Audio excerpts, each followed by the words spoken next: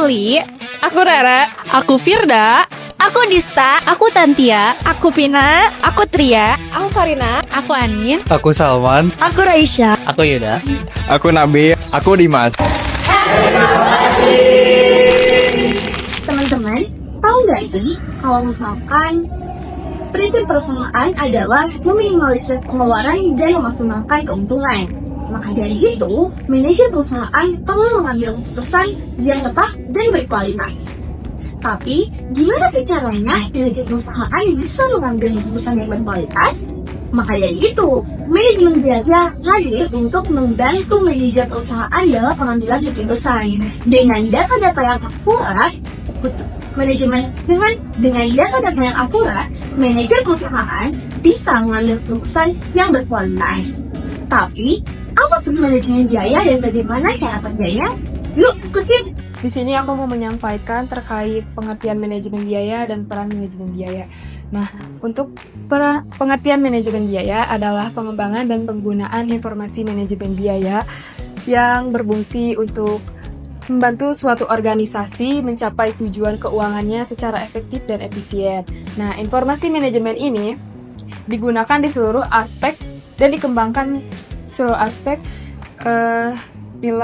penilaian organisasi yang mencakup 5 nilai utama, yaitu peristiwa bisnis, data, informasi, pengetahuan, dan keputusan. Nah, lalu yang selanjutnya ada peran manajemen biaya. Di poin yang pertama, itu ada mengidentifikasi peluang perbaikan, yang dimana manajemen biaya ini membantu mengumpulkan dan mencari data agar perusahaan bisa melihat area mana yang harus mereka perbaiki. Nah, di poin yang kedua, itu ada perencanaan strategi, yang dimana manajemen biaya ini digunakan untuk menganalisis peluang dan menentukan langkah perbaikan proses bisnis. Nah, selanjutnya ada pembuatan keputusan operasional. Manajemen biaya di sini memberikan sumber data yang diperlukan untuk merumuskan dan melaksanakan strategis jangka panjang perusahaan dalam persaingan pasar yang kompetitif, di mana informasi biaya yang digunakan akan mendukung keputusan strategis penting bagi perusahaan, seperti analisis rantai nilai dan penetapan harga berbasis target. Alhasil, struktur biaya perusahaan akan bisa sepadan dengan strategi yang dipilih, sehingga mencapai keunggulan yang kompetitif. Nah, selanjutnya ada penyediaan informasi. Dalam hal ini, manajemen biaya dapat memberikan dukungan terhadap pengambilan keputusan harian perusahaan, khususnya yang berkaitan dengan cara organisasi untuk memperoleh dan memanfaatkan aset yang dimiliki. Dengan menyediakan data biaya yang akurat dan relevan, manajemen biaya dapat memberikan kesempatan bagi manajer untuk bisa mengambil keputusan yang efisien, baik itu tentang penganggaran, terus juga tentang pembelian bahan baku, pengalokasian tenaga kerja, dan pemanfaatan kapasitas dengan tujuan operasional perusahaan dapat berjalan dengan efektif dan efisien. Oke teman-teman, kita lanjut membahas mengenai konsep umum analisis biaya relevan dalam pengambilan keputusan. Nah teman-teman, secara umum sistem informasi biaya sekarang sudah berkembang menjadi alat yang penting bagi manajemen. Dari mulai proses pengumpulan dan analisis data biaya, sistem ini membantu suatu perusahaan untuk memenuhi kondisi biaya dan profitabilitas. Nah, dengan informasi tersebut, manajemen melakukan beberapa hal penting. Nah, apa aja? Yang pertama ada menyusun rencana dan anggaran yang lebih responsif. Artinya, perusahaan bisa merencanakan rencana kerja sesuai dengan kondisi ekonomi dan kebutuhan bisnis, sehingga tim mempunyai arah yang jelas. Yang kedua, ada membangun mekanisme pengendalian dan efisiensi. Jadi, dengan biaya yang akurat, perusahaan bisa mengontrol operasional, mengurangi pemborosan, dan meningkatkan efisiensi. Nah, teman-teman, masih banyak lagi hal penting yang bisa dilakukan oleh manajemen, tapi akan dilanjutkan oleh rekan saya. Oke, terima kasih Dista atas kesempatannya. Di sini saya akan melanjutkan paparannya. Untuk poin yang selanjutnya atau poin yang ketiga, yaitu mengelola produk dan mengukur kinerja. Ini melibatkan memantau tingkat persediaan, menghitung biaya per unit baik itu barang atau jasa untuk mendukung penentuan harga yang kompetitif serta mengevaluasi kinerja dari berbagai segmen organisasi. Untuk poin selanjutnya atau poin yang keempat yaitu ada menjamin keterandalan pelaporan keuangan. Ini melibatkan kayak mengukur kinerja keuangan periodik dan memastikan bahwa penulisan nilai persediaan sesuai dengan prinsip akuntansi yang berlaku gitu. Nah, untuk poin yang terakhir yaitu ada menilai dan memilih alternatif terbaik, yaitu menyediakan informasi pendukung untuk mengevaluasi opsi strategis baik secara jangka pendek maupun jangka panjang yang berdampak pada pendapatan dan biaya organisasi. Nah, untuk materi selanjutnya atau paparan selanjutnya akan disampaikan oleh Vina. Selanjutnya, saya akan menjelaskan tentang 2 jenis informasi di dalam pengambilan keputusan serta 3 kriteria utama dalam informasi biaya. Nah, kita bahas terlebih dahulu tentang jenis informasi keputusan. Terbagi menjadi 2. Tadi yang pertama itu ada informasi subjektif. Informasi subjektif itu adalah informasi yang berasal dari pertimbangan dan juga pengalaman pribadi dari seorang manajer. Sedangkan yang kedua adalah informasi objektif. Informasi objektif adalah informasi yang berasal dari data yang sudah dianalisis dan dapat dipertanggungjawabkan. Contohnya itu seperti informasi data-data di dalam biaya. Seperti itu. Nah, selanjutnya agar informasi-informasi ini dapat bermanfaat, maka harus memenuhi 3 kriteria utama. Yang pertama itu adalah relevan. Relevan artinya informasi tersebut harus berkaitan langsung dengan pengambilan keputusan yang akan diambil, begitu. Artinya jika informasi tersebut tidak mempengaruhi keputusan, maka dihilangkan saja. Yang kedua adalah tepat waktu. Tepat waktu di sini berarti informasi tersebut harus tersedia ketika dibutuhkan. Karena jika informasi tersebut datangnya itu terlambat, maka akan mengurangi nilai maupun bahkan bisa jadi si informasi tersebut tidak digunakan lagi. Begitu. Yang ketiga adalah informasi tersebut akurat. Akurat di sini artinya informasi tersebut benar-benar teliti, lalu dapat dipertanggungjawabkan, sehingga ketika informasi tersebut datang dengan cepat tapi ternyata tidak akurat, maka sama saja dengan informasi tersebut bisa menyesatkan, sehingga nantinya itu si keputusan tersebut tidak relevan dan bahkan bisa jadi informasi tersebut salah saat pengambilan keputusan. Selanjutnya kita akan membahas mengenai strategi bersaing dan hubungannya dengan pentingnya informasi biaya. Pada dasarnya strategi bersaing ini merupakan langkah-langkah bagi perusahaan untuk menghadapi persaingan serta membangun keunggulan kompetitif. Keunggulan kompetitif ini penting bagi perusahaan untuk memposisikan diri, untuk mempertahankan posisinya dalam pasar, lalu untuk menarik konsumen serta untuk bertahan dalam tekanan para pesaing. Nah, lalu berdasarkan cakupannya dan keunggulannya dibagi menjadi 5 strategi, yaitu yang pertama adalah low cost leadership strategi. Strategi ini berfokus agar perusahaan itu menjadi produsen dengan biaya terendah. Keunggulannya adalah perusahaan bisa menawarkan harga yang paling rendah dibandingkan para pesaing. Nah, lalu yang kedua itu tetap menjaga profitabilitas. Nah, strategi ini cocok untuk perusahaan yang memiliki pasar dengan konsumen yang sensitif terhadap harga. Lalu konsumen yang cenderung rasional dalam memberi suatu barang. Yang kedua ini ada broad differentiation strategi. Inti dari strategi ini yaitu menciptakan produk atau jasa dengan keunikan yang diakui oleh konsumen di industrinya. Nah, keunggulannya yaitu membangun persepsi nilai tambah yang kuat bagi konsumen sehingga walaupun harganya tinggi, konsumen tetap akan membelinya. Nah, tetapi strategi ini akan berhasil bergantung pada perusahaan, yaitu kemampuan perusahaannya untuk mempertahankan keunikannya serta inovasi berkelanjutan yang dipertahankan oleh perusahaan dengan menyanggupi ekspektasi para konsumennya. Lalu yang ketiga ada poin Best Cost Provider Strategy.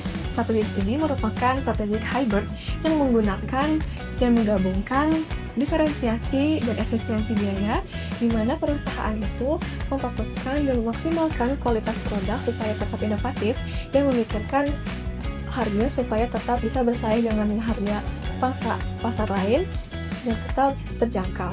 Nah, fokusnya ini terhadap konsumen yang memilih dan mencari produk yang bagus tetapi harganya masih murah. Tingkat keberhasilan perusahaan ini bisa dilihat dari mereka mengefisiensikan biaya supaya tetap berjalannya inovatif produk tersebut dan juga mengoptimalkan pangsa pasar dan juga rantai pasok supaya tidak menurunkan kualitas produk tersebut. Contoh kecilnya seperti pada brand smartphone yang memiliki kualitas tinggi namun mereka menjual dengan harga yang murah. Lalu yang keempat itu ada Focus Low Cost Strategy. Nah, Focus Low Cost ini mereka fokusnya ke pasar yang lebih kecil dan lebih spesifik.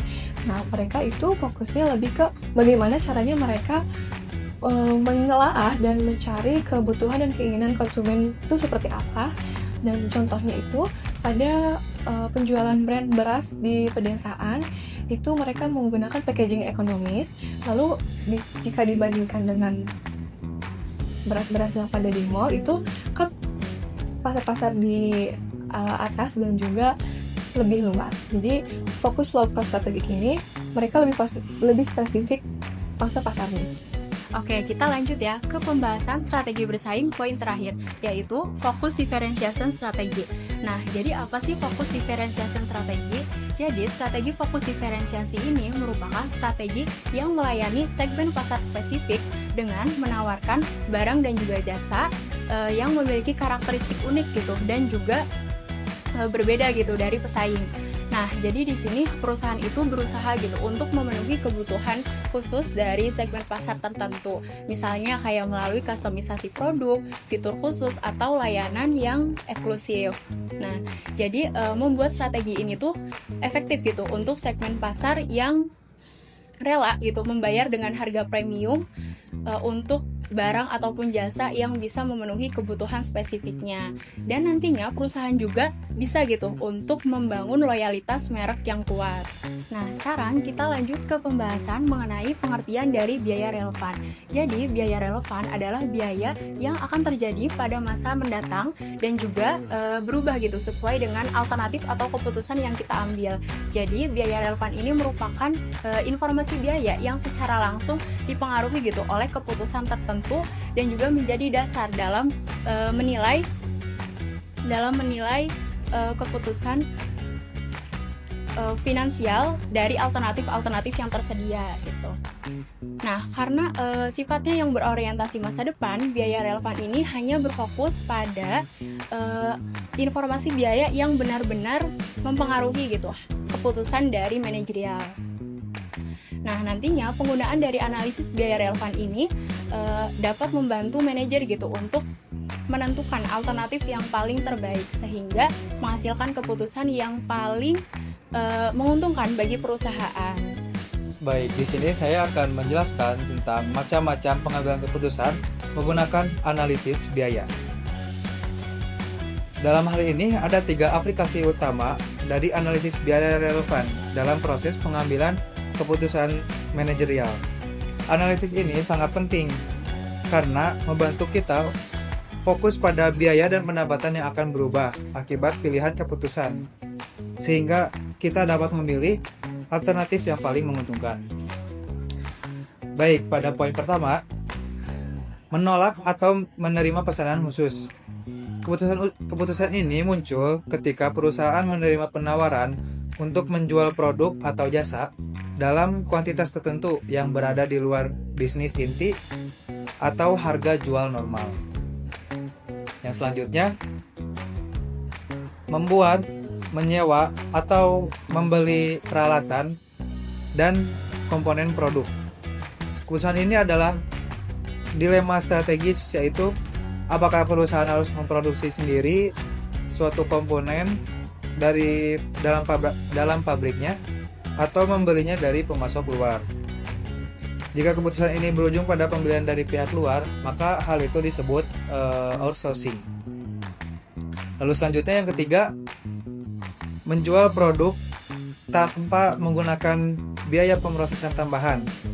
Nah, masalah ini muncul ketika perusahaan memiliki pilihan untuk menjual produk pada tahap pemrosesan saat ini atau pemrosesan lebih lanjut agar dapat dijual dengan harga yang lebih tinggi. Untuk beberapa poin selanjutnya akan dibahas oleh Raisya. Nah, jadi teman-teman, buat poin selanjutnya itu ada di poin 4, yaitu tentang mempertahankan atau menghentikan lini produk. Jadi guys, kalau kita mau putusin suatu produk itu lanjut atau stopnya, kita itu nggak bisa cuma cuma bisa kita lihat itu bukan dari angka biayanya aja, bukan dari harga yang kita keluarinnya aja, bukan dari biaya yang kita keluarinnya aja, tapi kita juga harus mikir hal-hal yang lainnya gitu kan, seperti kayak nanti produk lain itu bakal kepengaruh atau enggak kalau misalnya kita menghentikan produk ini. Terus kemudian kapasitas produknya itu bakal cukup atau enggak sih kalau misalnya kita lanjutin kayak gitu. Terus jadi intinya itu keputusan ini itu harus dilihat dari banyak sisi, bukan dari hitung-hitungannya saja kayak gitu. Juga harus dilihat dari resiko-resikonya yang akan terjadi apabila kita melanjutkan atau menghentikan suatu produknya kayak gitu. Terus selanjutnya itu ada di poin 5, teman-teman. Di poin 5 itu mengevaluasi program atau proyek. Nah, kalau untuk mengevaluasi program atau proyek, analisis biaya relevan ini biasa dipakai buat ngecek apakah program itu benar-benar ngasih manfaat atau cuma makan biayanya aja, atau cuma banyak ngeluarin biayanya aja. Contoh itu kayak program kesehatan buat karyawan. Nah, ada beberapa juga benefitnya teman-teman. Yang pertama nih, bisa menghemat uang karyawan gitu kan. Jadi si karyawan itu nggak terlalu banyak mengeluarkan uang buat ngecek kesehatan. Terus yang kedua juga karyawan bisa jadi jarang sakit. Yang ketiga ya, iuran atau biaya juga bisa lebih rendah. Jadi kalau misalnya manfaatnya oke, terus dan sebanding sama biayanya, berarti programnya juga layak buat dilanjutin kayak gitu. Yang selanjutnya poin terakhir ada di poin 6, itu menentukan jasa dalam organisasi non-laba. Kalau organisasi non-profit beda lagi ya. Mereka itu bukan cari untung aja, tapi buat bantu masyarakat juga, buat memberikan dampak yang manfaat buat masyarakat gitu kan, buat orang-orang sekitarnya. Jadi pas nentuin jasa atau layanan apa yang mau kita kasih, apa yang mau kita beri, mereka itu lihat dulu kebutuhan masyarakat itu apa, sumber dayanya itu ada atau enggak gitu kan. Terus dan dampak sosialnya apa yang mau dicapai gitu. Selain juga manajer juga, kita selaku manajer kita harus mempertimbangkan beberapa keputusan. Yang pertama itu mungkin dari layanan ini cocok atau enggak sih sama tujuan perusahaan kita. Yang kedua juga manfaatnya besar atau enggak sih buat orang-orang yang ada di sekitar kita, buat masyarakat kita kayak gitu kan. Karena kalau misalnya semuanya cocok, baru deh layanan itu bisa dipilih biar sumber daya yang ada bisa dipakai seefisien mungkin. Nah, jadi dari semua materi yang udah Salman jelasin sama yang udah aku jelasin, itu intinya tuh analisis biaya relevan itu dipakai buat bantu perusahaan mengambil keputusan yang paling menguntungkan bagi perusahaan, bukan yang paling merugikan ya, tapi paling menguntungkan. Nah, mau itu nerima pesanan khusus, beli atau buat produk sendiri, terus sampai mutusin produk yang dihentikan, terus dievaluasi atau layanan apa yang harus diberikan gitu. Semuanya harus dilihat dari biaya dan manfaat yang benar-benar berpengaruh. Dengan analisis ini, keputusan jadi lebih tepat, efisien, dan hasilnya juga maksimal. Sekian ya penjelasan dari aku dan Salman tentang macam-macam analisis biaya relevan. Selanjutnya akan dijelaskan melalui selanjutnya akan dijelaskan oleh rekan saya, yaitu tentang langkah-langkah dalam proses pengambilan keputusan. Oke, mungkin pembahasan selanjutnya yaitu kita akan membahas tentang langkah-langkah dalam proses pengambilan keputusan. Yang seperti yang kita tahu ya teman-teman, keputusan yang diambil oleh manajer tuh tidak hanya semena-mena berdasarkan intuisi dari seorang manajer saja untuk bisa menghasilkan sebuah keputusan yang tepat, efisien dan tentunya sesuai dengan kondisi perusahaan. Oleh karena itu, di sini saya akan membahas mengenai proses pengambilan keputusan, yang mana seperti yang teman-teman lihat di sini ada 5 poin proses pengambilan keputusan. Kita langsung saja masuk ke poin pertama, yaitu mengenai penentuan permasalahan strategis. Nah, pada poin ini si manajer tuh harus didorong agar bisa mengecek ataupun memastikan masalah yang mau diselesaikan itu jelas, fokus, dan juga benar. Mengapa demikian? Karena seperti ini nih teman-teman, sebuah keputusan yang sering kali gagal itu bukan karena eksekusi di lapangannya, tapi malahan hal itu terjadi karena masalah di awalnya juga udah gak jelas ataupun tidak terdefinisi. Jadi gimana kita mau menyelesaikan sebuah masalah jika seandainya masalahnya itu juga gak jelas? Mungkin seperti itu teman. Alhasil pada poin ini seorang manajer tuh harus bisa benar-benar mencari inti masalah yang akan diselesaikan. Jadi menggali hingga ke akar-akarnya gitu sih masalah yang terjadi. Hal ini dilakukan agar manajer tuh bisa menghindari keputusan yang hanya bagus di jangka pendek saja, tetapi jangka panjangnya malah merugikan perusahaan. Intinya, jadi manajer harus bisa memiliki kemampuan berpikir yang strategis dan juga menempatkan masalah pada konteks yang tepat sebelum bisa melaju ke poin selanjutnya. Nah, pada poin selanjutnya yaitu mengenai spesifikasi kriteria dan identifikasi tindakan alternatif. Nah, setelah masalahnya sudah jelas nih teman-teman, sebelumnya dibahas, udah ada tuh masalahnya, sudah digali hingga akar-akarnya. Langkah selanjutnya yang bisa dilakukan oleh seorang manajer yaitu dengan menentukan kriteria, yang mana kriteria ini akan digunakan untuk menilai alternatif keputusan yang nanti akan muncul. Seperti itu teman-teman. Nah, pada poin ini juga seorang manajer tuh harus bisa mempertimbangkan 2 jenis tujuan. Yang pertama yaitu tujuan yang bisa dikuantifikasi, dan kedua jenis tujuan yang bersifat strategis. Seperti memperkuat posisi perusahaan di pasar kompetitif ataupun memperkuat image perusahaan dan lain sebagainya. Nah, hal ini tentu tetap harus dilakukan oleh seorang manajer gitu teman-teman. Mengapa? Agar hasil keputusan yang diambil nanti itu tetap jelas dan bisa dievaluasi tentunya. Nah, lanjut ke poin ketiga, yaitu mencari informasi yang relevan dan dapat dianalisis. Nah, pada tahap ini, manajer didorong untuk bisa mencari informasi sebanyak-banyaknya gitu teman-teman. Yang mana proses mencari informasi itu sendiri ada 3. Yang pertama, yaitu manajer harus bisa mengembangkan informasi yang dimiliki, baik itu datanya berdasarkan internal ataupun data eksternal. Kedua, manajer harus bisa melakukan prediksi akan kejadian ataupun keputusan yang akan diambil di masa mendatang, yang istilahnya berhubungan dengan finansial ataupun aliran kas, seperti itu teman-teman. Hal ini dilakukan agar istilahnya manajer bisa mengurangi potensi kerugian dan bisa mengeksploitasi peluang yang akan muncul setelah pengambilan keputusan itu terjadi. Dan yang terakhir, ketiga, yaitu memilih model pengambilan keputusan, yang mana modelnya itu sendiri bisa berdasarkan analisis kuantitatif, bisa berdasarkan logika bisnis, ataupun bahkan kombinasi keduanya. Jadi intinya, pada poin ini, manajer harus bisa mengambil keputusan yang mana keputusan itu bukan sekadar asumsi kosong belaka, tetapi bisa dibuktikan oleh data dan dapat dievaluasi informasinya. Mungkin sekian pembahasan dari saya. Untuk 2 poin sisanya akan dilanjut oleh Nabil. Pada Nabil saya persilahkan. Di sini saya akan melanjutkan materi yang telah disampaikan oleh Yuda. Nah, yang nomor 4 itu ada pemilihan dan implementasi urutan tindakan terbaik. Berdasarkan hasil analisis biaya relevan yang telah dilakukan, manajer menentukan alternatif keputusan yang dianggap paling menguntungkan bagi perusahaan. Pemilihan alternatif ini didasarkan pada pertimbangan efisiensi biaya, potensi keuntungan, serta dampaknya terhadap operasional perusahaan.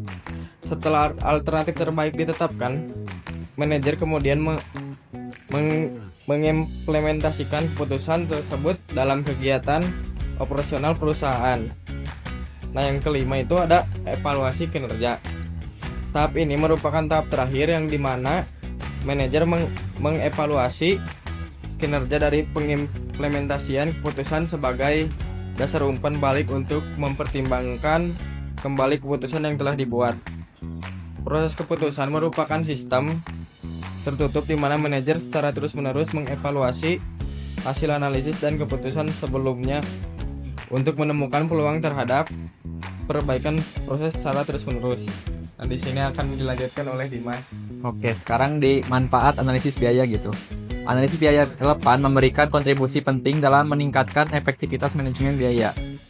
Dengan berfokus pada biaya-biaya yang benar-benar berpengaruh terhadap alternatif keputusan, perusahaan juga dapat mengambil keputusan yang lebih efisien dan transparan gitu.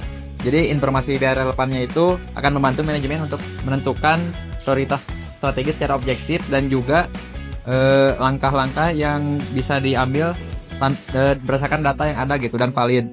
Tetapi pada data yang mendukung tujuan organisasi. Lalu melalui analisis ini penggunaan sumber daya dapat dioptimalkan karena manajemen mampu melihat mana aktivitas atau keputusan yang layak dipertimbangkan dan mana yang tidak memberikan nilai tambah. Selain itu, analisis relevan juga memperkuat akuntabilitas setiap keputusan sebab mempertimbangkan biaya yang digunakan jelas, terukur, dan dapat dipertanggungjawabkan. Secara keseluruhan, penerapan analisis biaya relevan menjadi dasar penting bagi terciptanya efisiensi operasional dan peningkatan kualitas keputusan manajerial. Cukup sekian penyampaian dari saya. Terima kasih. Kesimpulannya, manajemen biaya benar-benar sangat penting dalam pengambilan keputusan, terutama melalui analisis biaya relevan. Analisis ini membantu pengambilan keputusan sehingga keputusan lebih rasional dan sesuai dengan tujuan organisasi. Nah, teman-teman, udah tahu kan apa itu manajemen biaya dan bagaimana cara kerjanya? Semoga ilmu yang kita sampaikan bisa bermanfaat untuk teman-teman ya. Terima kasih sudah menonton. Terima kasih banyak.